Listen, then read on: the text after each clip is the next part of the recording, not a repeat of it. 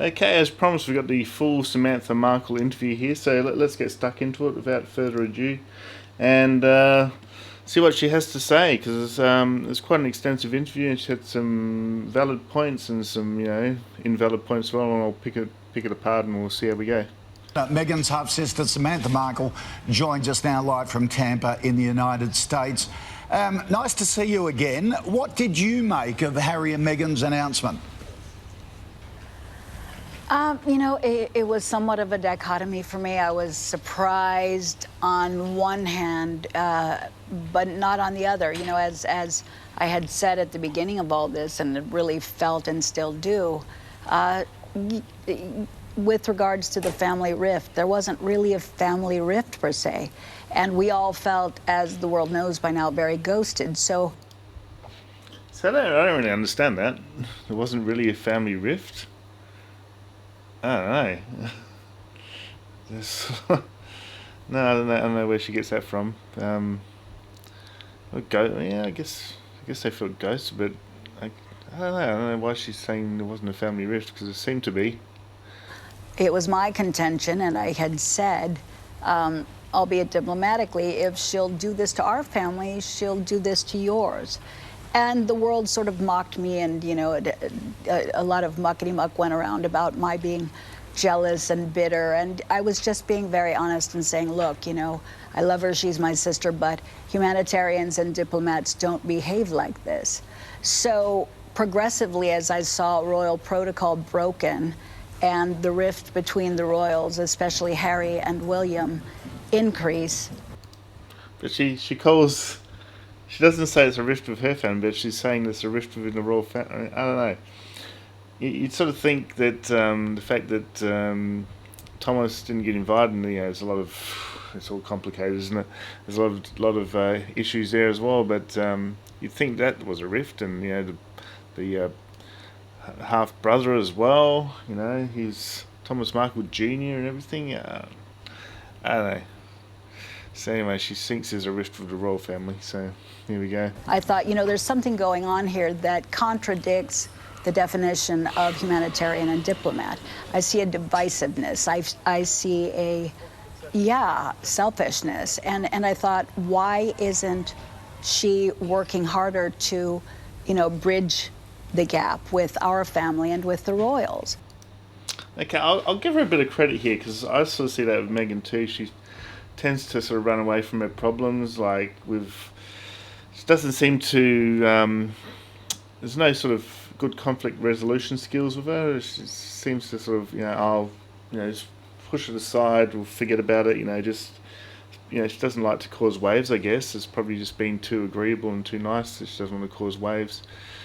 Either that or she's manipulative, one of the two. So, only people that know her would know that, and we don't know if Samantha's telling the truth either, so we're all sort of a bit in the dark here. That's what diplomats and humanitarians do, and so it felt quite selfish. And now, I've watched the royals go through a lot of controversy. There's been quite a bit of public dissent. There's been strain between the royal family and the public regarding, expenditures and from the wedding on up. And so I think now, I think I've covered that as well. I don't have any troubles with their expenditures, because they're bringing a lot of money into the royal family, and so they're more than paying their way. Put it that way. They're not one of these hanger-on royals that are just riding on the tailcoats and spending money. That's for sure.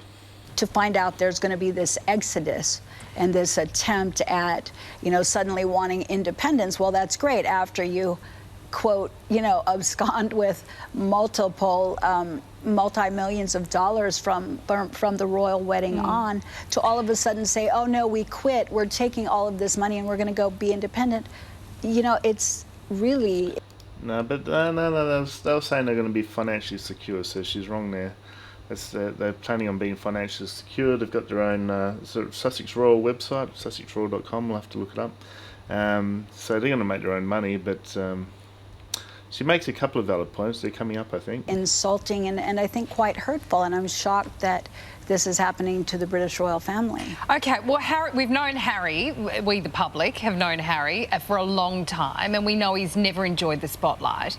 But Meghan, I mean, they're calling it Megxit, Samantha. She possibly will cop the blame for all of this. Do you think that's fair? And is she divisive behind the scenes? Well, if she wasn't divisive, there would have been extreme efforts to bridge a lot of these gaps, to prevent a rift within the British royal family, to prevent, a public rift, the Meghans fans versus the Megxits. There's been a lot of racial tension because of this, and at no point did she ever step out and say, let's all get on the same page, let's be united, let's work things out. And that Okay, I agree with you here. I agree with her here because she didn't really make an effort to patch things up with her dad. I think Harry sort of talked to the dad, and it's like, well, it's not. Harry probably hasn't even met him. So what's Harry doing on the phone talking to the dad? And it's up to Meghan to heal these wounds, and because the dad should have been at the wedding.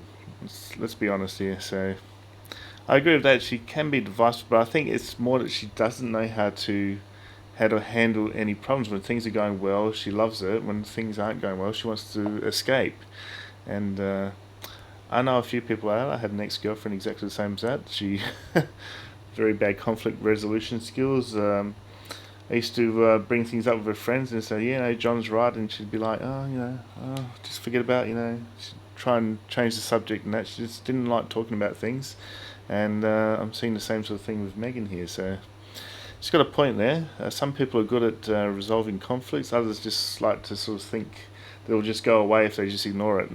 And it usually doesn't. In my mind, that's what a diplomat and a humanitarian does.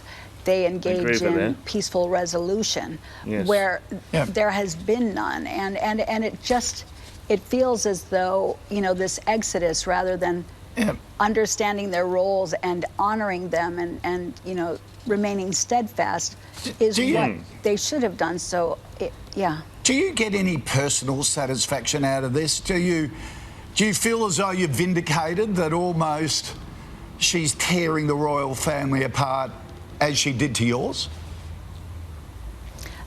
That would be really selfish of me to say, because, under it all, I can come out and say, well, I told you so. Yeah. But it's not like that. It's more, I think it's very hurtful for our family to see this, because although I was pretty open about it in the beginning, I still also extended an olive branch and really was hoping that I would appeal to the heart that I thought she had, and that, there would be unity moving forward, and within our family, between her and our family, and certainly for the royal family. But it's just been so divisive from every angle that it's unconscionable. I don't understand how she could have allowed this to happen, and with no remorse. Samantha, just quickly on this, what do you think Meghan wants in life? Very, very good question. It's such a good question. I think she's Sam too, so here we go. Two Sams. She wanted to be part of this family. Now she doesn't want to be part of that family. What does she want? Well, I don't believe all of the hoopla about, suddenly not wanting to be in the spotlight. I think she knew very clearly what she was getting herself into. And you don't go, on the red carpet, you don't go to celebrity gatherings and then at the same time claim to want your privacy. Clearly, it seems as though she's enjoying the attention. So I don't agree that suddenly they want to go off and be private, because when the world was saying favorable things about them, they seemed to love the spotlight. But when they were criticized for their actions, suddenly it's, we want to go be private. I think it's dodging the issue and dodging a lot of responsibility. And they're adults. They've known what they were getting themselves into, and they made choices. I think Meghan probably should have used Samantha as a bit of a what do you call it, sounding board. Let's put my video back up. 10-minute limit. she probably should have used her older sister as a bit of a stepsister or half sister or whatever you want to call her, as a bit of a sounding board. She does seem like she's got a fairly logical attitude about things. As much as we criticise Samantha, she does. I've seen extensive interviews with her before, and she doesn't seem like a nutcase. She seems quite logical in her thought process on how to go about things. Yeah. So. Samantha Markle, really appreciate you joining us this morning. Thanks for your time. I should have missed that bit. Let's go back a fraction. So I sort of talked a bit and I forgot what she was saying. Let's have a look. Agree that suddenly they want to go off and be private. That's because right. when the world was saying favorable things about them, they seemed to love the spotlight. But when they were criticized for their actions, suddenly it's, oh, we want to go be private. I think it's dodging the issue and dodging a lot of responsibility. And they're adults. They've known what they were getting themselves into, and they made choices. So. Samantha Markle, really appreciate you joining us this morning. Thanks for your time. Wow. There you have it. We're back with more. You're watching Sunrise. We'll see you in a tick. Yeah, so it's sort of along the same sort of lines I was going on about, that she does have trouble resolving conflicts, and that's not going to go well, is it? Like, you know, you can't sort of play victim for too long before people get sick of it. You know, I know she's been criticised by the media and everything, but you know, this happens to everyone in the royal family. Gosh, you know, she needs to sort of learn to sort of negotiate. And you know, as the Queen's sort of having a crisis meeting now, she's just causing a lot of turmoil. Or it could be Harry. You know, everyone says don't blame Meghan, so what are we going to do? Blame Harry? I don't know. It's just I've seen this before with people I know, personal relationships, everything. That people. I tell you what, Meghan wouldn't want to have a YouTube channel. All the trolls I get on my channel. You know, you got to have a thick skin. I don't think she's got a thick skin. She's passionate about her activism and everything, but she hasn't got a thick skin when it comes to resolving conflicts, and it's a very good skill to have. Yeah, she got warned. I saw a special, and she was talking to one of the royal reporters that Harry personally knew and everything, and she was warned by people in England that don't you're going to get hounded by the British press. Don't I know Harry's great, just don't get married, sort of thing. But she ignored that, so she should have prepared herself better, I guess. I don't know. Half of me feels sorry for her, and half of me sort of thinks, just work through it. It's just every issue that comes up, she seems to try and run away from it.